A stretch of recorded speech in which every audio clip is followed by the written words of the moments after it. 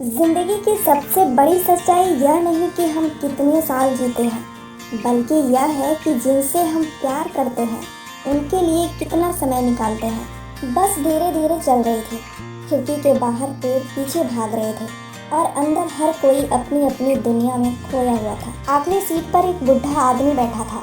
उसके बगल में एक छोटा सा लड़का आकर बैठ गया, करीब 10-11 साल का।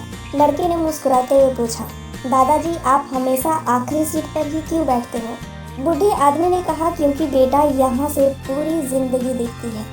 लड़का थोड़ा हैरान हुआ, क्या पूरी जिंदगी?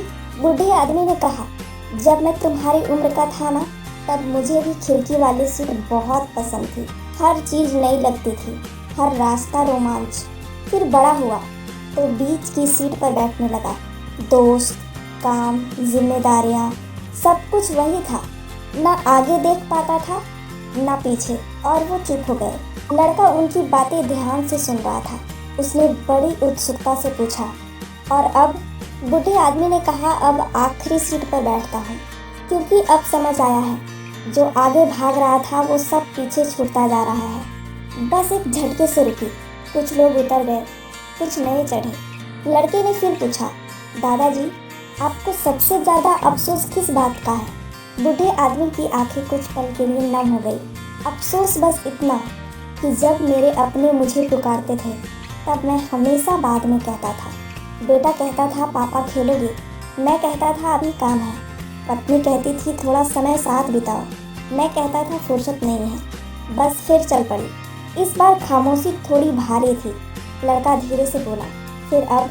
बूढ़े आदमी ने खिड़की से बाहर देखा। अब समय है, लेकिन जिनके लिए समय चाहिए था वो नहीं है। लड़के की आंखें भी भर आई।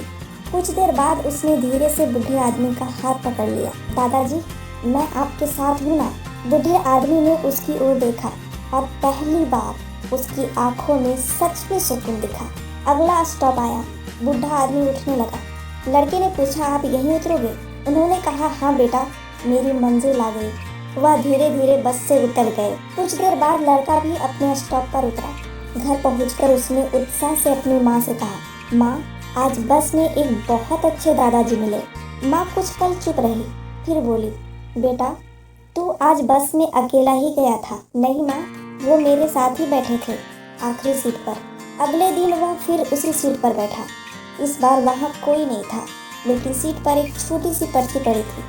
उसमें लिखा था, अपनों के लिए समय निकालना, क्योंकि आखिरी सीट सबको मिलती है। जिंदगी की दौड़ में हम बहुत कुछ पा लेते हैं, लेकिन जो सबसे ज़रूरी होती है उसे ही पीछे छोड़ देते हैं, और जब समझ आता है तब अक्सर बहुत देर हो चुकी होती है।